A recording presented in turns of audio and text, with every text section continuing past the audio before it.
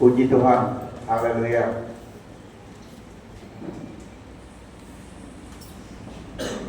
Ada satu perkataan yang kalau sudah dia sangat baik, terbaik, perkataan itu adalah 3 perkataan.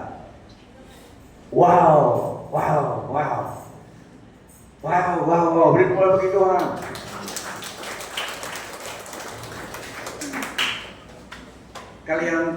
Kalian telah membuat persiapan yang terbaik, ya. Kalian telah membuat persiapan yang terbaik pada hari ini. Saya percaya Tuhan senang melihat kalian membuat yang terbaik, memperlakukan yang terbaik, menghormati, menghargai hamba Tuhan sempena hari perayaan Paskah, sebab indirectly kalian melayani Dia. Amen. Karena indirectly kalian sebenarnya melayani Dia, melakukan perbuatan.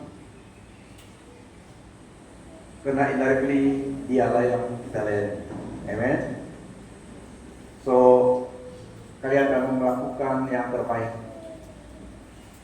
kepada Tuhan dalam menghargai, melakukan yang baik kepada hambanya.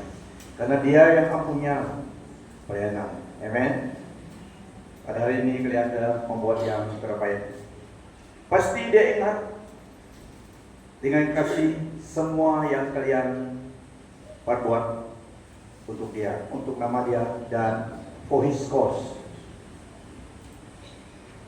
Tuhan kita pasti ingat dengan kasih semua yang kalian perbuat pada hari ini juga. Sebab Allah bukan tidak adil sehingga Ia lupa akan pekerjaanmu dan kasihmu yang kamu tunjukkan terhadap namanya oleh pelayanan kamu kepada orang-orang kudus yang masih kamu lakukan sampai sekarang ini. Amen. Jadi Tuhan ingat perbuatan kalian, Tuhan ingat dengan kasih apa yang kalian lakukan. Itu terdapat dalam banyak ketika firman Tuhan, dan ini dalam Ibrani 10. Saudara-saudari, seorang hamba Tuhan adalah berdasarkan firman Tuhan. Hamba Tuhan adalah gift from God, pemberian daripada Kristus kepada tubuhnya. Hamba Tuhan adalah seorang yang dipanggil oleh Tuhan sendiri. Itu istilah hamba Tuhan. Seorang yang Tuhan single out, yang Dia panggil, Dia yang panggil. Nah, semua orang Kristen boleh dan patut melayani tujuan Tuhan dengan peranan sebagai orang percaya, dan masih tetap di dalam pekerjaan sekulernya, tapi melayani Tuhan. Semua orang Kristen boleh dan patut melayani tujuan Tuhan dengan peranan sebagai orang percaya. Jika kita telah diselamatkan, kita terus ada tugas daripada Tuhan, melayani Dia dengan peranan sebagai orang percaya. Dalam kita masih melakukan tugas sekolah kita. Dan ada yang orang yang dipanggil oleh Tuhan, called by God, ke dalam pelayanan Tuhan dan meninggalkan pekerjaan sekulernya karena panggilan Tuhan. So ada 2 kategori yang terlihat di dalam mengikut Tuhan, panggilan Tuhan. So seorang hamba Tuhan adalah dipanggil Tuhan, meninggalkan pekerjaan sekulernya, ikut panggilan Tuhan karena Tuhan yang panggil. So itulah dinamakan hamba Tuhan. Tetapi semua orang yang telah diselamatkan oleh Tuhan harus melayani Tuhan dengan hidupnya, dengan hidup kita. Meskipun peranan kita berbeda, kita melihat itu satu kesempatan, peluang, dan juga tanggung jawab sebagai orang percaya. Tuhan Yesus menyelamatkan kita. Setelah kita diselamatkan, kita diberi tugas, involved di dalam pelayanan Tuhan, dalam pelayanan keluarga Kristus. Karena kita telah dimasukkan di dalam satu family of God. Ada tugas kita berbeda, tapi kita harus melayani Tuhan.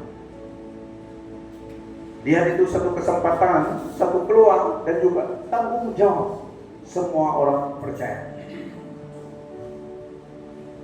Nah, memang tanggung jawab yang diletakkan atas bahu hamba Tuhan lebih berat daripada anggota gereja. Ya, it is of greater responsibility yang Tuhan percayakan. That's why seorang hamba Tuhan harus dipanggil oleh Tuhan supaya menanggung apa yang Tuhan ingin percayakan. Panggilan sangat penting di dalam melayani Tuhan. Kalau panggilan full time maksud saya. Ya, saya ulangi, semua kita orang percaya melayani Tuhan, seharusnya melayani Tuhan. Setelah diselamatkan melayani Tuhan. Sekali lagi kita masih bekerja melakukan pekerjaan kita yang kita lakukan. Sebagai nurse, sebagai polis, sebagai bisnis, sebagai apapun yang kita lakukan. Tetapi kalau Tuhan panggil, kita boleh meninggalkan karena panggilan itu. Tapi semua kita harus melayani dan sepatutnya melayani Tuhan setelah diselamatkan. Amen. So itu high calling seseorang hidup di dunia ini. The high calling of God upon our life to serve His cause. Kita masih bekerja sekolah kita, engineer, mekanik, kebun, tapi kita terus melayani Tuhan juga. Tapi apabila Tuhan panggil, Tuhan yang panggil, kita boleh meninggalkan pekerjaan kita karena panggilan Dia, meninggalkan pekerjaan sekolah kita. Efesus 4. Hamba Tuhan adalah pemberian daripada Kristus kepada tubuh Kristus di dunia ini. Di dalam Efesus 4 ayat 11 seterusnya, ini adalah jawatan ataupun the fivefold ministry, pemberian daripada Kristus kepada tubuhnya di dunia ini, dengan tujuan memperlengkapi tubuh Kristus untuk pekerjaan pelayanan. Ya, jadi tidak ada orang Kristen yang duduk diam, harus dilatih dan harus terjun di dalam pelayanan. Dan Tuhan menempatkan fivefold ministry ini untuk melakukan tugas mandat itu. Efesus 4 ayat 11. Dari ialah, yaitu dari Kristus, yang memberikan baik rasul-rasul maupun nabi-nabi, baik pemberita-pemberita Injil maupun gembala-gembala dan pengajar-pengajar, untuk memperlengkapi orang-orang kudus bagi pekerjaan pelayanan, bagi pembangunan tubuh Kristus, to build up the body of Christ. Ini tugas fivefold ministry. Sampai kita semua telah mencapai kesatuan iman dan pengetahuan yang benar tentang anak Allah, kedewasaan penuh dan tingkat pertumbuhan yang sesuai dengan kepenuhan Kristus. Itu target kita. Sehingga kita bukan lagi anak-anak yang diombang-ambingkan oleh rupa-rupa angin pengejaran, oleh permainan nafsu manusia dalam kelicikan mereka yang menyesatkan, tetapi dengan teguh berpegang kepada kebenaran di dalam kasih, kita bertumbuh di dalam segala hal ke arah Kristus, ke arah Dia, Kristus yang adalah kepala tubuhnya. Daripadanya lah seluruh tubuh yang rapi tersusun dan diikat menjadi satu oleh pelayanan semua bagian. Oleh pelayanan semua bagian dalam tubuh itu, sesuai dengan kadar pekerjaan tiap-tiap anggota, menerima pertumbuhannya dan membangun dirinya dalam kasih. Tidak ada yang excluded. Masuk ke dalam keluarga Kristen yang percaya karena Yesus diselamatkan, diberi kepercayaan. Peranan. Kisah Rasul 20 ayat 28. Seterusnya, menggembala dan menjaga. Karena itu jagalah dirimu dan jagalah seluruh kawangan. Karena kamulah yang tetapkan Roh Kudus menjadi penilik maksudnya juga overseer, dan ministry, pendidik, untuk mengembalakan jemaat Allah yang diperolehnya dengan darah anaknya sendiri. Aku tahu, ini surat Rasul Paulus kepada orang percaya itu, kepada elders yang memimpin gereja pada masa itu, yang diberi kepercayaan. Aku tahu bahwa sesudah aku pergi, serigala-serigala yang ganas, serigala-serigala yang ganas, bukan serigala-serigala biasa yang ini, ditambahkan dengan ganas. Serigala-serigala yang ganas akan masuk ke tengah-tengah kamu dan tidak akan menyayangkan kawanan itu. Bahkan dari antara kamu sendiri akan muncul beberapa orang yang dengan ajaran palsu. Mereka berusaha menarik murid-murid dari jalan yang benar dan supaya mengikut mereka. So ada dua impending danger ahead seorang percaya. So that's why harus ada yang menjaga the flocks, to protect the flocks of God. Diberi tanggung jawab. Biasanya yang memimpin itu jalan dulu, komandan jalan dulu ya. Ada apa dia yang kata dulu. That's why harus dipanggil Tuhan memimpin pekerjaan demikian. Tugasnya demikian, menjumpa serigala-serigala buas, ganas, dan juga orang-orang palsu, kata firman Tuhan sini.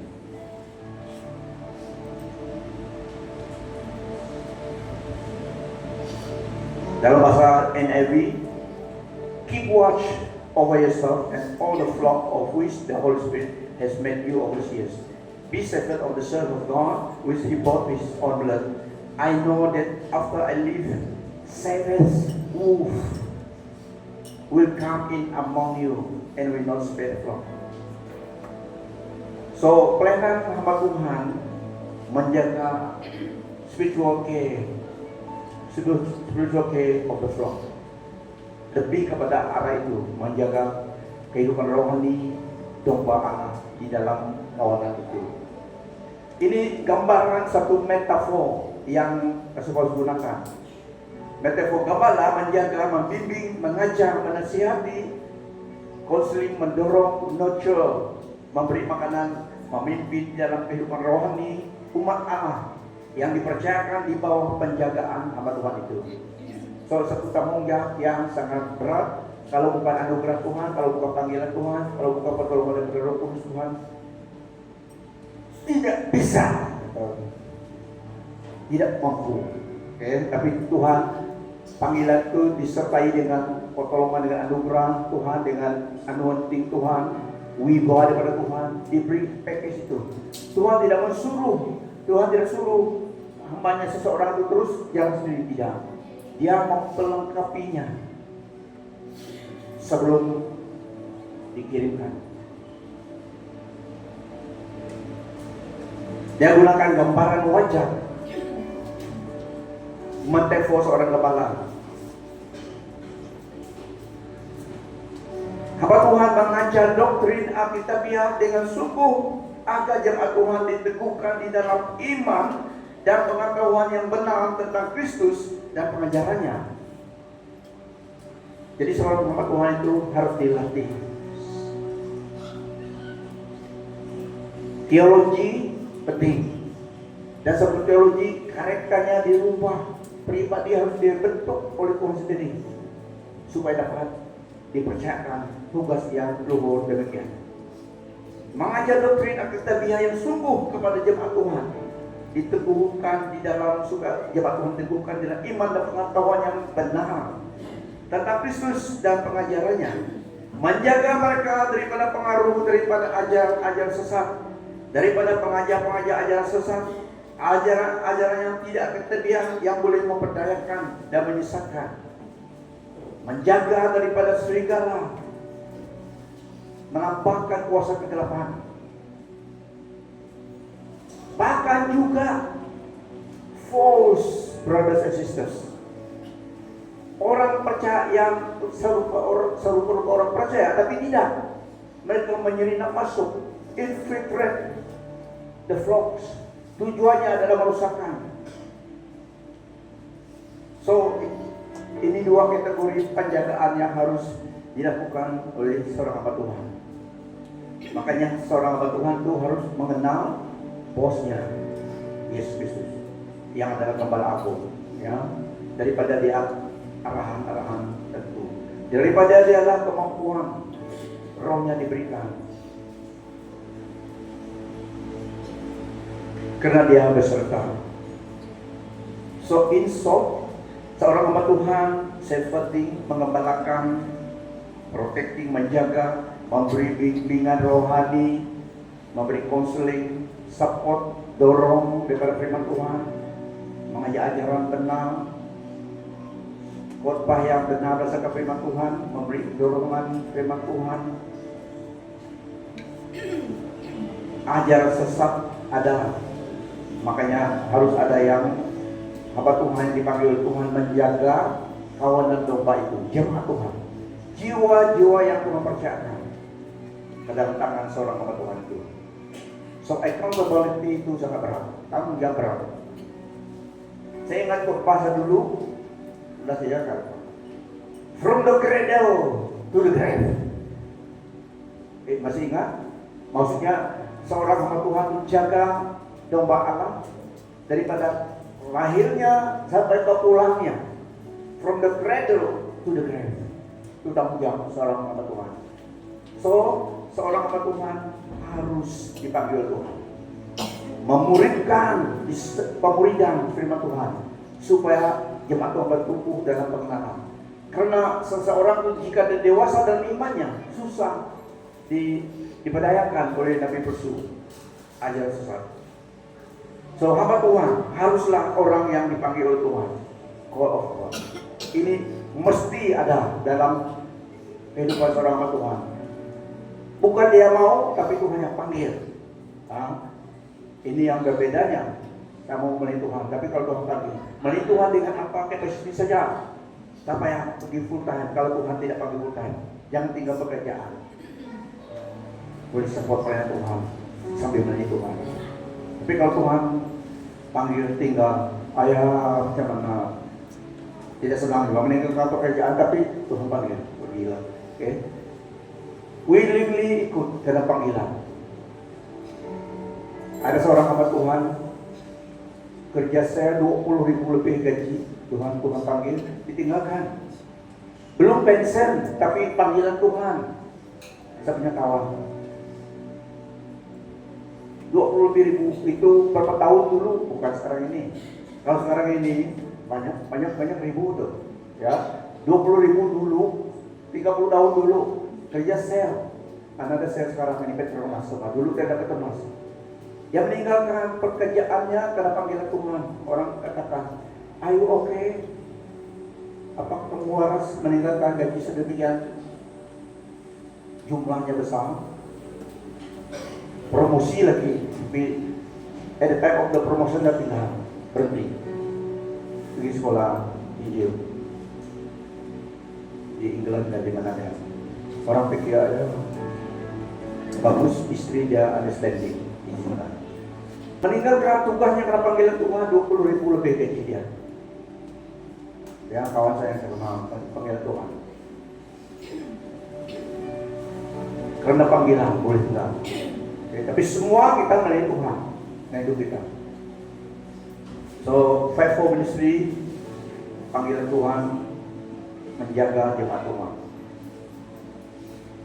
Kalau Tuhan panggil, meninggalkan pekerjaan lama kita, kawan lama pun banyak yang hilang.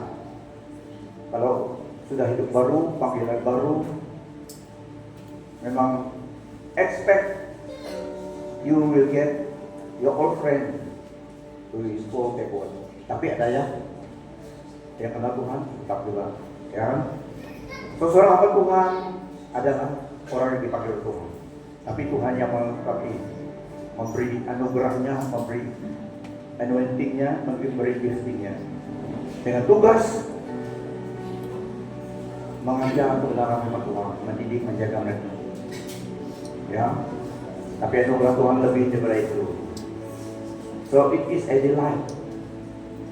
Saya selalu katakan, saya pikir orang percaya itu mana-mana melayani Tuhan, tak perlu meninggal pekerjaan. Itulah dulu di Tipe-Camp, 3 menit saja sharing Tipe-Camp lagi. Itulah dulu sudah on fire bagi Tuhan. Pergi angkat batu, bukan angkat batu, pakai kuari, kerja beli kuari, pakai kereta lah, angkat batu, kereta. Di situ memimpin orang, ada Bible study. Orang Indonesia, banyak pernah mereka yang kerja itu, jarang orang kita, orang seberang sana banyak. Memimpin Bible study malam, siang hari kerja, pindah ke tempat lagi, angkat minyak, bukan minyak, oil tanker driver, membuat memimpin fellowship malam hari 3 saja.